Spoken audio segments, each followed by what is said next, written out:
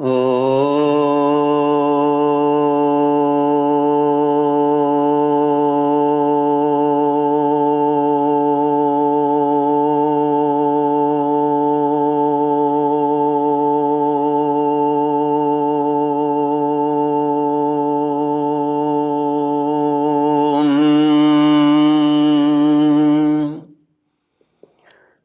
गुरुचरण कमलेभ्यो नमः। श्री गणेशाय नमः। श्री सरस्वत्यै नमः। श्री विष्णवे नमः। श्री कृष्ण गोविंद हरे मुरारे, हे नाथ नारायण वासुदेव। श्री कृष्ण गोविंद हरे मुरारे, हे नाथ नारायण वासुदेव। ओम नमो भगवते वासुदेवाय। ओम नमो भगवते वासुदेवाय। कृष्णाय वासुदेवाय हरये परमात्मने प्रणतक्लेशनाशाय गोविन्दाय नमो नमः। सच्चिदानन्दरूपाय विश्वोत्पत्त्यादिहेतवे तापत्रयविनाशाय श्रीकृष्णाय वयं नमः। सच्चित आनंद स्वरूप परमात्मा जो सृष्टि के उत्पत्ति, पालन और संहार करता है तथा जीवों के आध्यात्मिक, आदि दैविक, आदि भौतिक तापों को नष्ट करने वाले हैं, अर्थात जीवों के मानसिक, शारीरिक और भौतिक दुखों को दूर करने वाले हैं, उन श्री कृष्ण भगवान को हम नमस्कार करते हैं। श्री कृष्ण गोविंद हरे मुरारे, हे नाथ नारायण वासुदेव।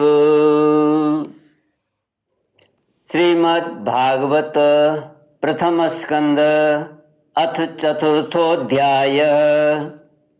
व्यास उवाच इति ब्रुवाणं संस्तूय मुनीनां दीर्घसत्रिणां वृद्धकुलपतिसूतं ब्रह्मृच्य शौनको ब्रवीत्। शौनक उवाच सूत सूत महाभाग वदनो वदतां वरः। कथां भागवतीं पुण्यां यदाह भगवान शुकः।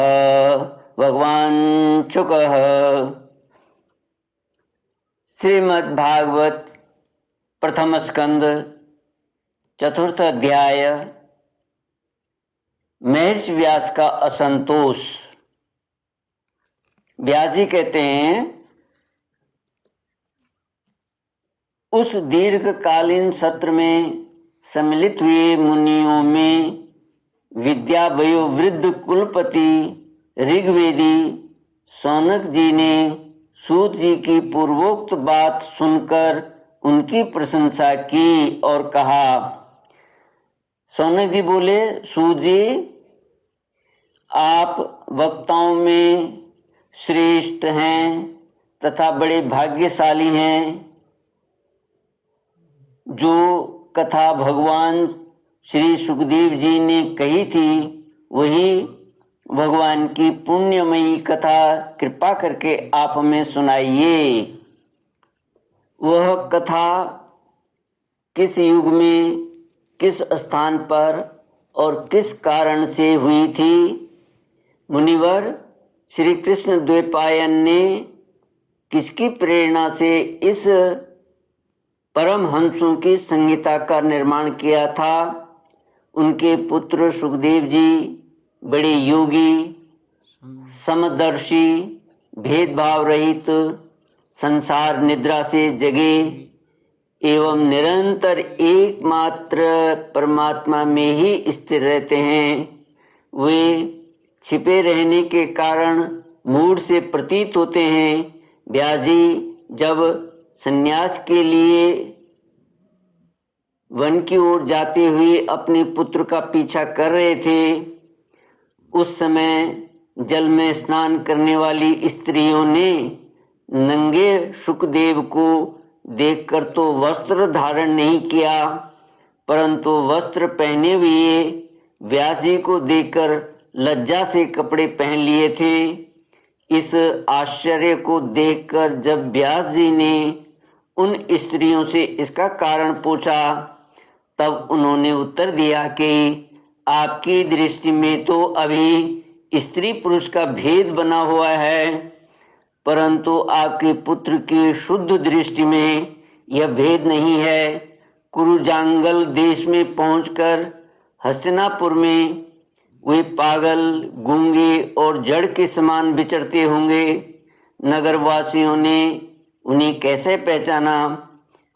पांडव नंदन राज ऋषि परीक्षित का इन मौनी सुखदेव जी के साथ संवाद कैसे हुआ, जिसमें यह भागवत संहिता कही गई। महाभाग श्री सुखदेव जी तो गृहस्थों के घरों को तीर्थ रूप बना देने के लिए उतनी देर ही उनके दरवाजे पर रहते हैं जितनी देर में एक गाय दुही जाती है। सूजी, हमने सुना है कि अभिमन्यु नंदन परीक्षित भगवान के बड़े प्रेमी भक्त थे।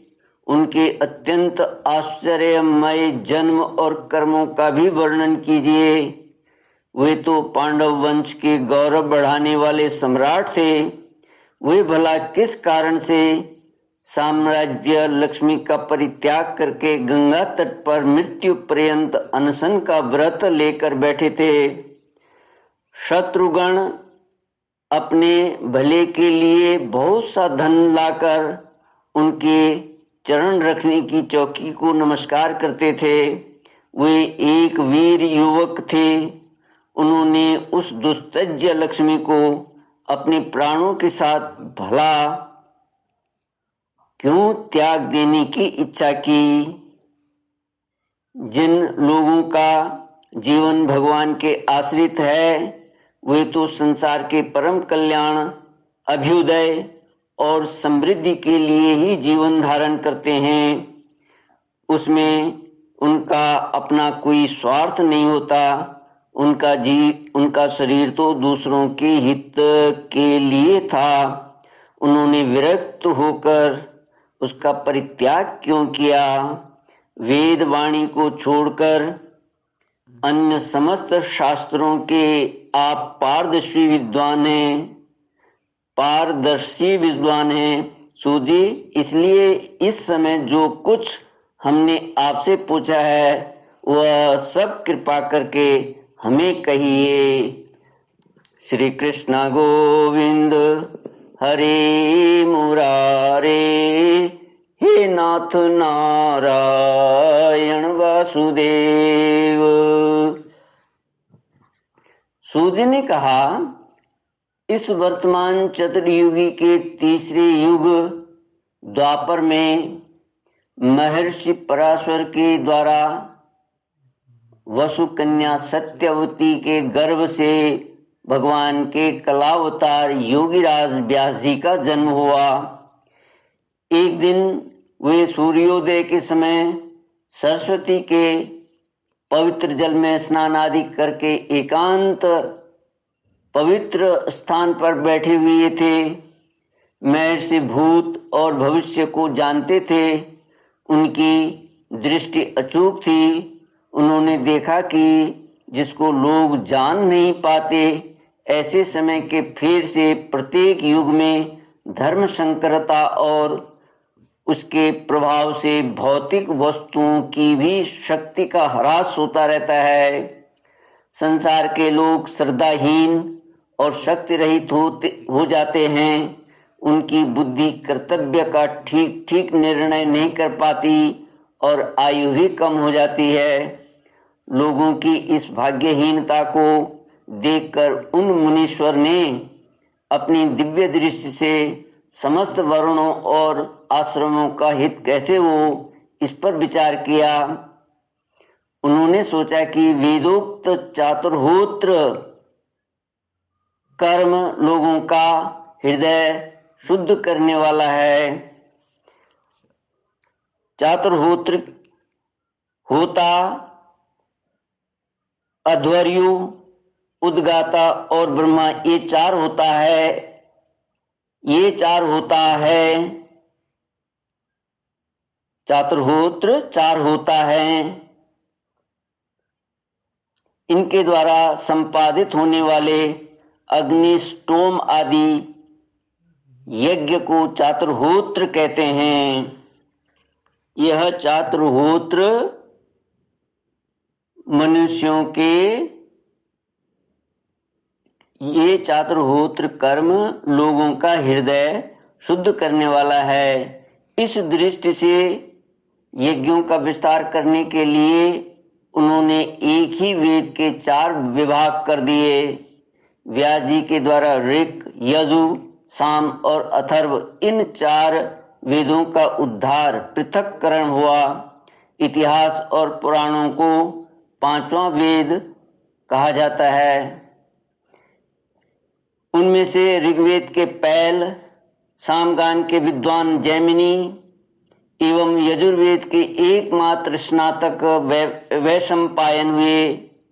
अथर्ववेद में प्रवीण हुए दरुण नंदन सुमंतु मुनि। इतिहास और पुराणों के स्नातक मेरे पिता रोमहर्षण थे। इन पूर्वोक्त ऋषियों ने अपनी शाखा को और भी अनेक विभागों में विभक्त कर दिया। इस प्रकार शिष्य, प्रशिष्य और उनके शिष्यों द्वारा वेदों की बहुत सी शाखाएं बन गईं। कम समझ वाले पुरुषों पर कृपा करके भगवान वेदव्यास ने इसलिए ऐसा विभाग कर दिया कि जिन लोगों को स्मरण शक्ति नहीं है या कम है, वे भी वेदों को धारण कर सकें। स्त्री, शूद्र और पतित द्विज जाति तीनों ही वेद श्रवण के अधिकारी नहीं हैं। इसलिए वे कल्याणकारी शास्त्रोक्त कर्मों के आचरण में भूल कर बैठते हैं। अब इसके द्वारा उनका भी कल्याण हो जाए, यह सोचकर महामुनि व्यास जी ने बड़ी कृपा करके महाभारत इतिहास की रचना की। सूत जी कहते हैं, शौनक आदि ऋषियों, यद्यपि व्यास जी इस प्रकार अपनी पूरी शक्ति से सदा सर्वदा प्राणियों के कल्याण में ही लगे रहे, तथापि उनके हृदय को संतोष नहीं हुआ। उनका मन कुछ खिन्न सा हो गया।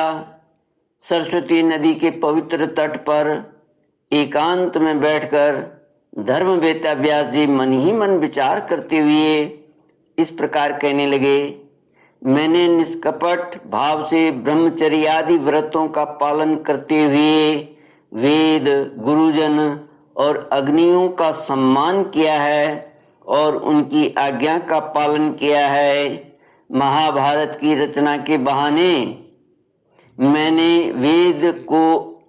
वेद के अर्थ को खोल दिया है, जिससे स्त्री, शूद्र आदि भी अपने अपने धर्म कर्म का ज्ञान प्राप्त कर लेते हैं।